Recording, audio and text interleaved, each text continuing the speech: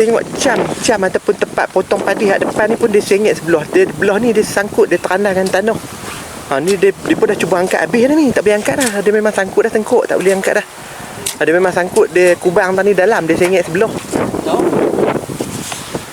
Dia memang mencabar jugalah, tangga pun kena angkat. Tapi nak buat macam mana kalau boleh depa pun tak melekat. Tuan benam pun kalau boleh tak melekat macam ni. Mana dengan mesin nak raya ke apa kan. Nak pakai duit, lepas tunggu lama buat benda ni pun nak pakai duit.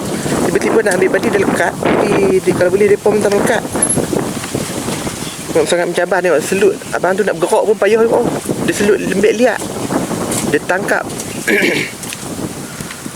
Dia tak ada nak kering kot tangan ni. Sebab di petak sebelah nampak kering. Nampak kering elok petak sebelah.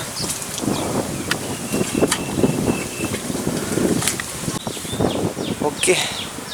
Sangat mencabarlah mesin padi dekat sini. Dia kalau boleh dia pun dah cuba gostan katanya ni. Dia cuba gostan dah nak pi tapi tak boleh nak pi juga sebab dia jadi kubang dalam. Lepas tu dengan selut liat lagi. Ada selut gam lagi. Memang mencabar, payuh lah. Kalau boleh dia pun tak melekat. Dia pun nak karat habis ni padi-padi ni. Boleh raya, boleh awal-awal cukup tutup buku awal sikit kan. Tapi dia buat macam mana kalau boleh tak melekat tau. Tak apa, kita tengok track belah sana pula. Kita tengok macam mana. Tengok tangan ni.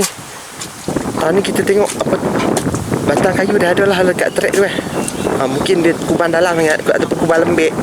Jadi dia jadi tak mau nak pi. Ataupun dia losok ke apa kan. Dia sangat mencabar. Itu nak repair pula ni kakak lah. Oh betul no, dia jadi kubang dalam pula kan. Mencabar.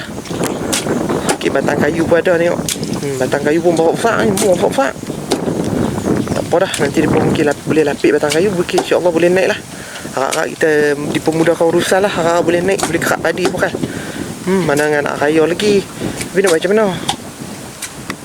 Dia jadi kubang dalam. Dia punya selut liat ni pun dia selut liat macam plastik sin. Dia selut gam. Dia melekat, tangkap trek, tak boleh nak piuh.